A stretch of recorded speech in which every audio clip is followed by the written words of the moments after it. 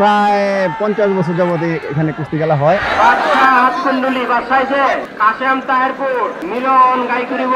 আনন্দ দেব আমি কিছু কই যাতাম না ভাই, এই পরিমাণ মানুষ হচ্ছে আপনারা দেখেন ভাই, আমি কিছু কই যাতাম না, এই পরিমাণ আনন্দ ভাই, আমার আনন্দতে আমি গর্বিত ভাই।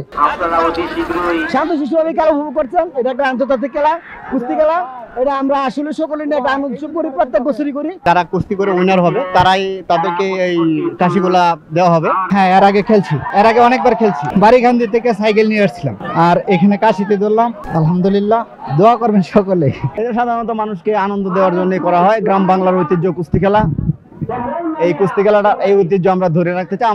আমাদের রামপুর কান্দাপাড়ার যে যুব সমাজ আছে, ওরা প্রতি বছরই চেষ্টা করে করার জন্য এবং সুন্দরভাবেই করে যাচ্ছে। প্রথম পুরস্কার এলইডি, দ্বিতীয় পুরস্কার এই কাশি, 2টা কাশি, তৃতীয় পুরস্কার মোবাইল 7টা, আর চতুর্থ পুরস্কার ছাতা আছে অনেকগুলা। প্রচারণা এখন তো স্মার্ট বাংলাদেশ, প্রচারণার কোনো সমস্যা হয় না, মোবাইলই আছে, মোবাইলেই সব প্রচারণা হয়, এবার মাইকিং করা হয়।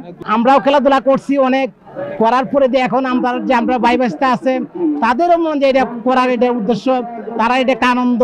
প্রতি বছরই এইভাবে খেলা দেয়, এলইডি টিভি, কাশি, এরপরে ছাতি, মোবাইল, আর এই যে সরঞ্জামাদি যে হয়, এরা আমাদের যুব সমাজ রামপুর কান্দাপাড়া থেকে, এই যুব সমাজের উদ্যোগে এই অনুষ্ঠানগুলো আমরা করে থাকি।